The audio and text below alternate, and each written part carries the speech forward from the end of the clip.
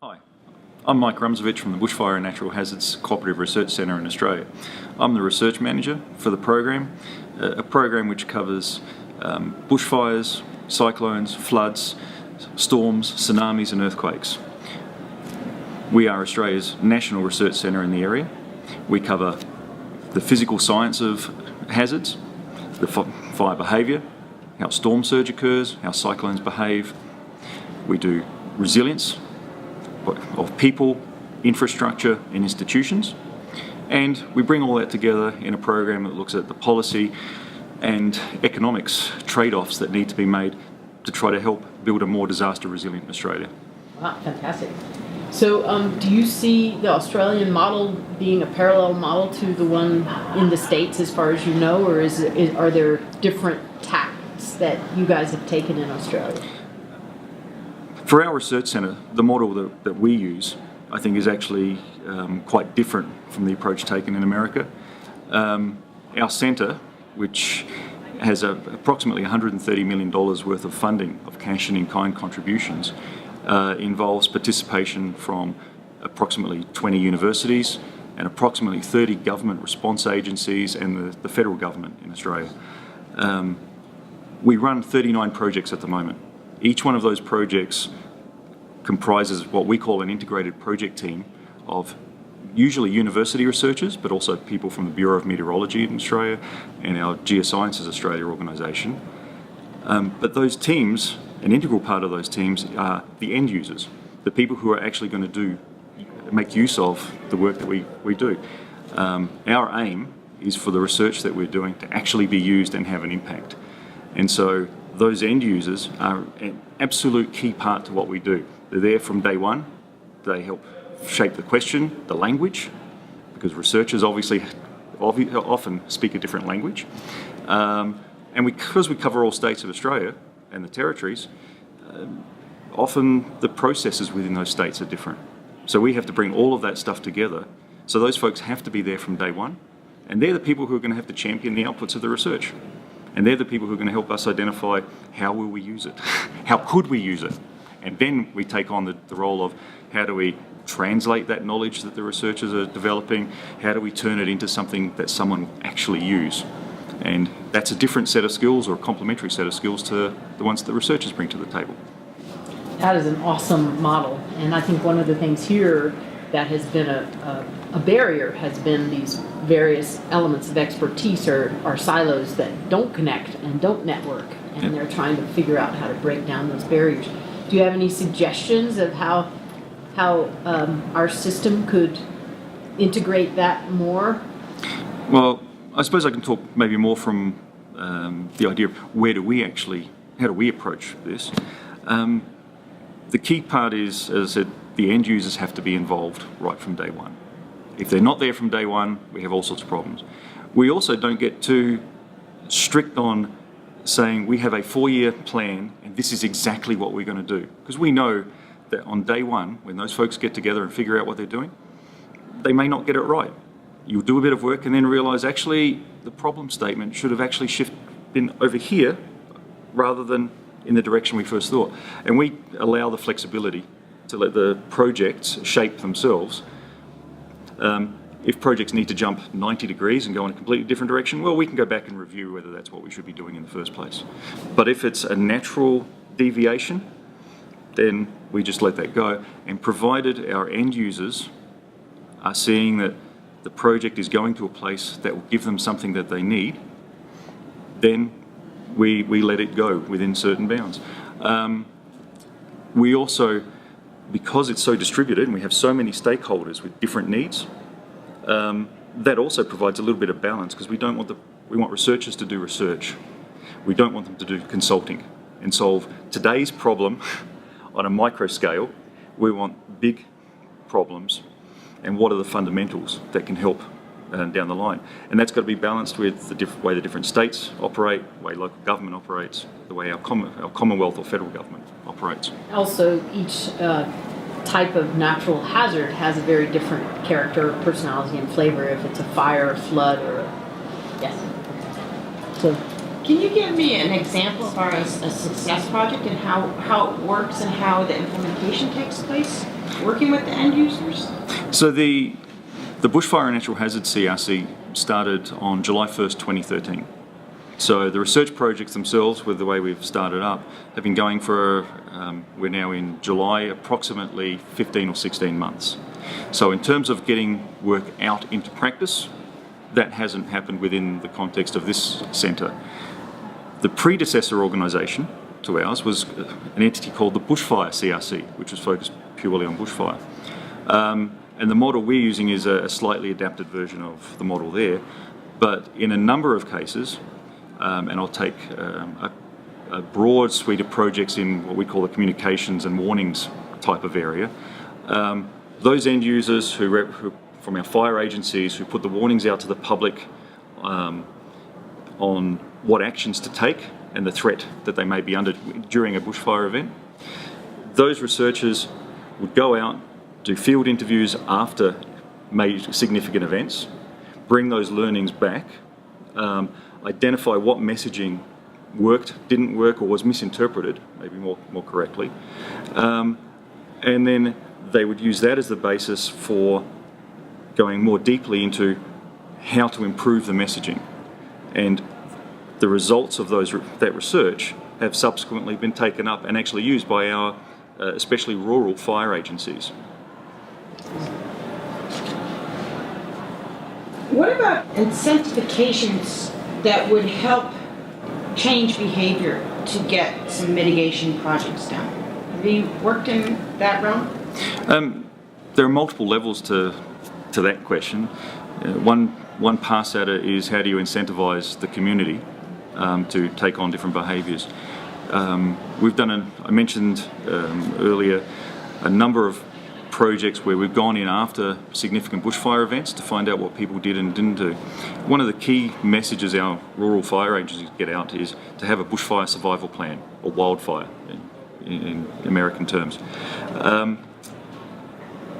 After all of these events, the consistent message or data that's collected is approximately 10% of people actually write down a bushfire survival plan. This is despite some number of years, and it's consistent across the country. And we have reports on our website which provide summaries of all of this, which is available to the public. Trying to shift that behaviour is one of the projects that we're working on. If we knew today how to crack that nut, it would be out there. But that's one of the things we're trying to do. How do you actually target messaging?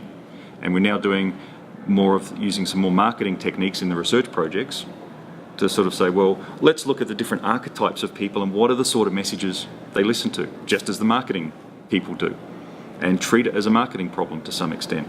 And say, this sort of messaging works for this group of people or type of person, and so on and so forth. We'll see whether or not that works. We're hopeful, but we'll test it, and if it doesn't work, we'll try again. So your team, do you guys move as a kind of a autonomous unit to wherever there is a hazard happening in Australia and the entire continent? Yes. So over the past 7 years or so, we've gone out and done post-fire interviews, surveys and the like in approximately 10 different locations across New South Wales, Victoria, South Australia, Tasmania and Western Australia. So nearly the whole continent. In the future, we're expecting to do more of that sort of work during and after flood events and cyclone events. We will also be doing this sort of research after cyclone and flood events as well. So that'll probably take us up into Queensland and New South Wales for those sort of events, and possibly other places. And then all that's integrated back into a brainstorming think tank of, okay, what did we learn from this and how do we put it into the next? Typically, we'll engage a research organisation and work in partnership. And again, this is where we don't treat these as research problems by themselves. We are doing this because it provides information that is valuable to our partners, to the response agencies, to the mitigation agencies and the recovery agencies, to help them with their work down the line. And if we don't do this in partnership, they just become isolated atoms of work with potentially nowhere to land or influence. And the fact that we do these things in partnership with those agencies actually gives us a lot more credibility with the community. because when we do these interviews, we won't just have, for instance, a university researcher knock on somebody's door to ask questions. We'll have a university researcher, for instance, with a representative of the fire agency. And that provides the credibility and the security to the person to say, oh, I know who this fire agency is because they're part of my community. That provides a level of trust to talk to the researcher, and they work together as a team to collect the information. And this, as it turns out, also gives us higher response rates for these sort of practices and the like. But doing it in partnership provides a lot of the credibility to the team, and it means that we're actually working on the things that people need to find out. That's fantastic. What does FEMA's working on a program that identifies other initiatives on resiliency, and how do they, as a federal agency, influence that type of activity? What do you find as far as what is resiliency to your organization, and how do you influence that? I would love to have a nice, simple answer to that. We have a major piece of work that we're doing on trying to understand and measure social resilience. That project has been going for about 15 months now. A lot of the reason I'm here at the Natural Hazards Workshop is to find out what other people are doing and bring that back to the researchers that are working in that area. One of the key messages I'm getting out of this particular workshop, and which we've encountered even in the early phases of our current project, is these measures of social resilience need to be carefully used. They are not universal. They are dependent on the sort of community you're talking about. And it may be completely inappropriate, for instance, to use them as measures, especially if they end up being numerical measures, of ways of comparing two completely different communities and using them, for instance, as a way of ranking the lack of resilience, or saying one community is more resilient than another. What they may be more appropriate for is saying, are communities improving their resilience but not trying to compare? And there's a particular example that came up in one of our recent centre get-togethers. We had the case of the initial crack at defining some of these measures, being then compared to how would that work if you looked at our Indigenous communities. And a lot of the things that come up in these international research papers and measures are possibly more targeted towards what I would call developed communities rather than our Indigenous communities. And so the application of those may be entirely inappropriate. So maybe there's some contextual information that has to come along for the ride in this process. Trying to come up with measures for everything may not be a good idea. And as one of the speakers here put it, maybe we shouldn't be measuring resilience at all, because maybe that, as an artifact, might take away focus from other things like food security, water security, and the like, which are also key components of resilience overall. Exactly. As a planner, I've studied the Transition Town Network and planning movement, and they have many transition towns in Australia and New Zealand. It started in Kinsale, Ireland. I don't know what a transition town is. Yeah, okay, because they're local grassroots organizations, and various communities become part of them, and they do whole community resiliency, but not specific to natural disasters or hazards. They might talk about food or energy. A lot of it is often based on peak oil and what happens when oil prices get too high. Yep. And they coalesce over different issues on that, but to me it's a good reach out to communities that have citizens that are very engaged. Do you find citizens that are engaged that you try to approach to make ambassadors? In terms of our centre and the length of time it's been running, that level of community engagement to try to influence behaviours, we're too early in our process for that. A number of our projects do go to the communities, or different communities, as I'll call them prototypes, to understand how they operate and the level of engagement. Because a key part of the resilience question will be what's the social capital, what's the social fabric that is there, and the various ideas of interconnectedness between people. But at the moment, we haven't got so far as to trying to influence or figure out possibly what are the most important factors in that. But we're expecting that as the research progresses and we sort of do a bit more of the identification of what are the key factors, how does it actually work, and could it work in practice, and maybe in the fullness of time, identification of the key differences between communities that may look like they should be the same, but in fact end up being entirely different. Right. We have something that's referred to as a community rating system where communities adopt standards, building standards, land use standards that are more restrictive. What do you have that's comparable in relationship to, I know flood isn't your area of expertise, but in relationship, like what happened in Brisbane, what do they do if they don't have flood insurance? Do they have any insurance type of program? This is probably a question I don't really want to take on because I don't know the full details, but and that's totally fine. On the basis that we don't use this particular bit unless I figure out the answer in between. In general, we rely on personal insurance. Now, of course, that sort of falls a bit in the mud when it comes to flood, because in the case of the Brisbane floods, there were whatever number of people were uninsured or underinsured, and of course they'd been allowed to build in a floodplain and the like.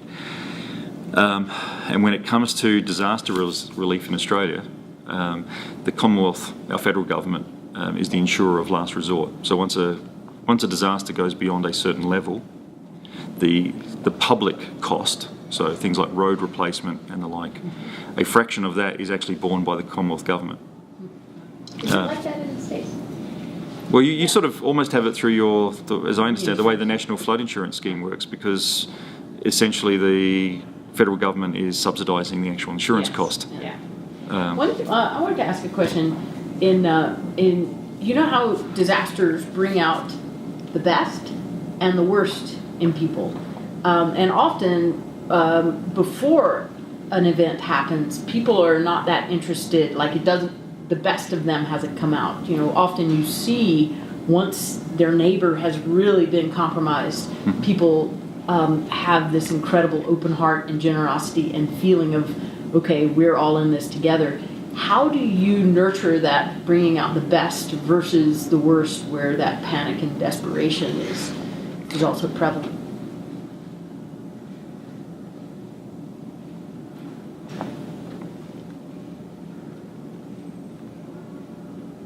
This is where I'm more on the physical science side than any of the other places.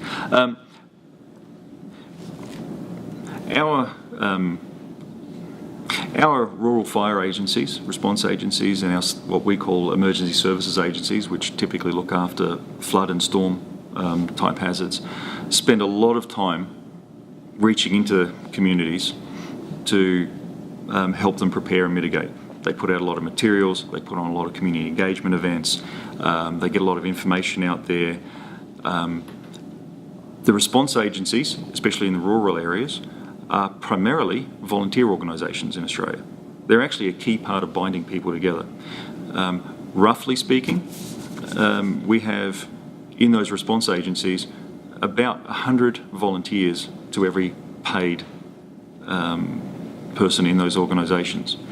That's where the bulk of our surge capacity is, and they're an amazing group of people. They're highly trained, and they provide a bunch of that core, not just capability, but binding of the communities. But that's where there's a lot of effort goes in through those agencies and through those volunteers to educate, to communicate, to engage. And I think that's where part of that comes from. There's obviously a lot of other aspects to it. It's not just about emergency preparation, it's about the other social fabric, the schools, the sports clubs, the various other things that go on. But that social capital is seen to be key, and where it's I'll pause for a second. Oh no, I'll just stop it there. You can edit that bit out. How do you keep the good work going on mitigation and resiliency in relationship to election cycles? Is that an issue for your country? Our centre was formed in part because of a realisation in Australia that the cost to the Commonwealth government, the federal government, is approximately $6 billion a year at the moment in terms of supporting recovery and large-scale event response costs. That's expected to double by about 2030 in real terms and quadruple by 2050. Our Commonwealth and state governments have realised that that's not a sustainable state of affairs. So a deliberate investment has been made, and our centre is an example of it, this is a long-term issue. We are an 8-year funded research centre to look at techniques and approaches to improving the disaster resilience of Australia. And part of that is to cut down the actual cost long term. So in our centre, we do a lot of work that's related to different forms or aspects of resilience and mitigation. We do work on physical science, the science of fires and better understanding how that works, the science of floods and storm surges and how that works. That builds into a program on resilience of people, infrastructure and institutions. And so in there, we do some engineering work on retrofitting buildings to make them more physically resilient. We have significant programs on community communications and warnings. How can we engage better with the community and get them to take up ideas of risk mitigation at a personal level? And I mentioned volunteering is a big thing. We have a significant program in volunteering. And then that all ties back into the economics of, for instance, given that a particular township or state may have to take many mitigation activities that require significant, say, infrastructure costs, we have economics programs that are looking at what are the relative benefits of investing in different mitigation activities over, say, a 30-year life cycle and rolling those out. Their research projects, we're hoping they'll provide, for want of a better term, a great deal of bang for the buck on where our very limited research mitigation dollars can go. One thing that the Natural Hazard Mitigation Association has in place is a Resilient Neighbors Network. It's similar to the Fire Adapted Community Network in the United States. And it's set up as a peer-to-peer community on the East Coast might learn something about disaster that they share. So we set up a dialogue. Do you have anything like that in Australia yet? At the agency level, all of our response agencies from state to state and the two territories get together in a peak body called the Australasian Fire and Emergency Services Authorities Council. AFAC, as it's called, has a number of working groups that get together to share information on what's working and what are the issues in community engagement. For instance, building structures and a number of other topics. So that's one level, at least at an agency level, where those things come together. Our local governments have a peak body called the Australian Local Government Association. Our local governments get together and share learnings, and the various local governments will also have emergency management coordinators and the like. So that's a number of the ways that those groups get together. And then there are a number of ad hoc get-togethers of different townships and communities will develop their own local programs, and then they can be brought together in some places to share what they've learned and their different approaches, because of course those different communities value different things and have different approaches to how they develop their own resilience. And have different hazards? They have different hazards. They have different They have different types of people living in them, different social groups, and the like. And so their individual community, or their town-based, I'll call them, experiences and needs will differ from place to place. Do you deal with some of the urban areas as well, the larger urban areas? We do. The partnership in the centre includes all of our urban fire brigades and the like. So, yes, we have engagement with all of those groups. And those, I mentioned the state emergency services and the like, they cover both rural and urban situations. I think that there's a lot we can learn from you. Oh, Australia. Oh yeah, well, just this idea of this core of volunteers that have, one paid person and 100 volunteers mean there's already this sentiment of giving, of that we're here to help, where I think a lot of times when it's the paid bureaucrats, there's almost a resistance to, are they going to do anything or not? And they don't have any skin in the game, in a sense. And so when you really already have this team of people that are like, we're doing this for love, and we're doing this for community, that's a pretty profound force. Yeah. And that they're trained at a high level, which I think a lot of times our volunteers are not that trained. So you have a volunteer, but they don't have skills that are really applicable.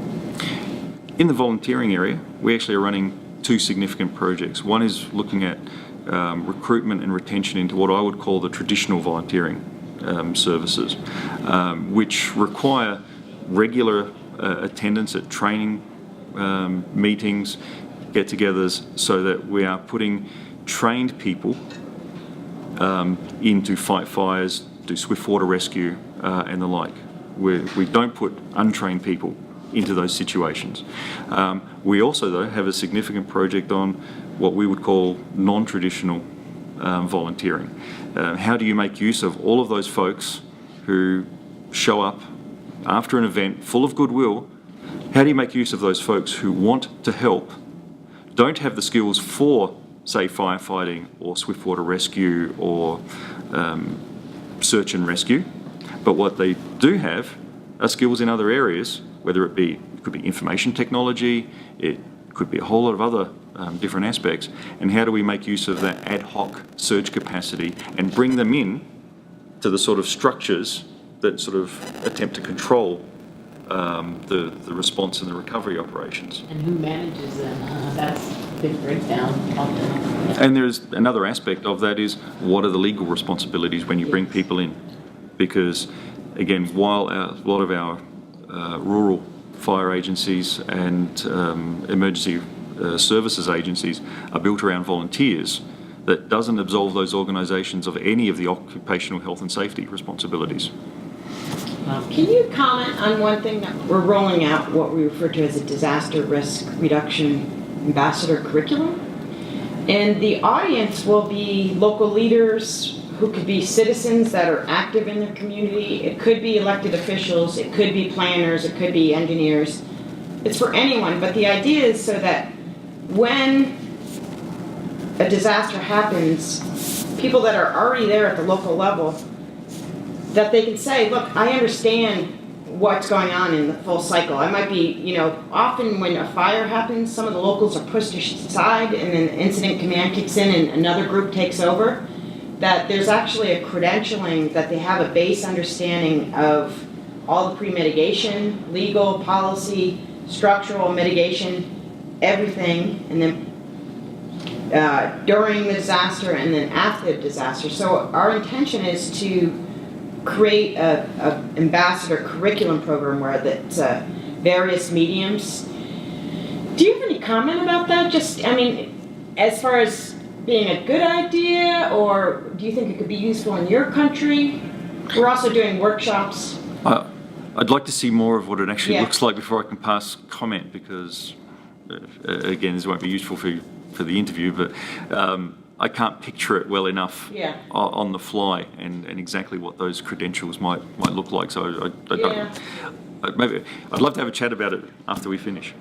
Yeah, it is. We have the certified floodplain manager credentials, and you have to take tests on understanding all the federal regulations and local regulations. It's called the certified floodplain manager. And then you have AICP, which is American Institute of Certified Planner. This is going to be referred to as a disaster risk reduction professional. Okay. Not professional, but certification. Yeah.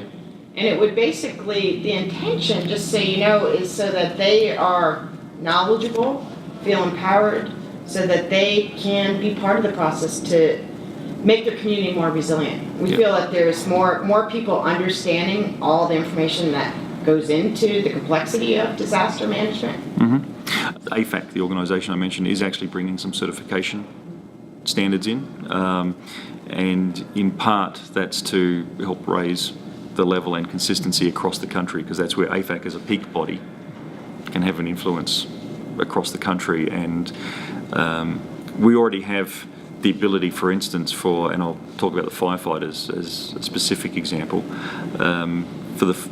to move firefighters from state to state, because historically the processes were different, but through AFAC and other efforts, they've tried to standardise the approaches, the terminology that's used and the like, so we can move. If there is a major event in Victoria, South Australian firefighters can cross the border and go straight to work. And in fact, we've actually sent, but we have a similar thing between Australia, the US and Canada, where we've just sent 102 folks to Canada to help out. That's what we need. And we can also have Canadians and Americans come to Australia to help out when we have the massive fires. In terms of our approach to doing the research and our engagement with the practitioners, our Kiwi friends across the ditch in New Zealand have a slightly different model, but do many of the same things in terms of that engagement. This is something that in Australia and New Zealand we just do, and I'll say I'm surprised to some extent, this being the first time I've been to this workshop, by the number of comments I've heard about we have trouble engaging the researchers with the end users or practitioners. And my New Zealand colleagues and I have been looking at ourselves thinking, we do a lot of this stuff. We don't have it all sorted. It's not easy. Things do fail. But this is something we tackle up front because we know that we're too small. We don't have the resources to not have it work reasonably. Yeah. And it's just something we do as a matter of course. That's awesome. Well, I imagine the scale on the New Zealand hazards is pretty small. Well, Christchurch, that was massive. The New Zealand scale of hazards is massive, as Christchurch is the ultimate example. Did that change the way Australia? How did that affect Australia in the way that you all do your work? I don't know that it's changed a lot in terms of our approach to research and the sort of things we do, other than to have it highlighted that this could take out an entire city. But our experience with bushfire, where we've had major bushfires multiple times over our history, we have cyclones as a yearly hazard, along the Queensland, Northern Territory and Western Australian coasts. Flood is a big deal in Australia. So we've had to do with major hazards, which drought has always been a significant hazard. Drought being a long-term hazard is often a lot harder for people to deal with, in the sense of the creeping up. Foreseeable, but creeping up. The sudden onset ones are a lot easier to mentally focus on in some respects. But the fact that we do have life-threatening, property damaging hazards year in, year out, I don't think it's necessarily changed things, other than maybe to say sometimes this could happen on an enormous scale on a big city, in which case the costs will be incredible. Well, I worked on Hurricane Sandy and the coastal development, for instance. Some of the areas, the best thing to do would be to buy out the structure. They've been flooded many times, 10 feet in the water, 10 feet on the lowest floor, but the taxes for moving a home off the coast is pretty substantial. So that the whole tax base becomes an issue for a community. In Australia, we had a terrible flood event in a town called Grantham in Queensland, and a number of people died in Grantham in what was effectively a flash flooding situation. It was decided in consultation with the community that it would be better to relocate the town of Grantham to an area not too far away, but in effect out of the flood zone. Now, they were not in a floodplain as such, but nonetheless the hazard presented to them was sufficient that it was worth moving the township, and they did that. There are other towns which might take a different decision.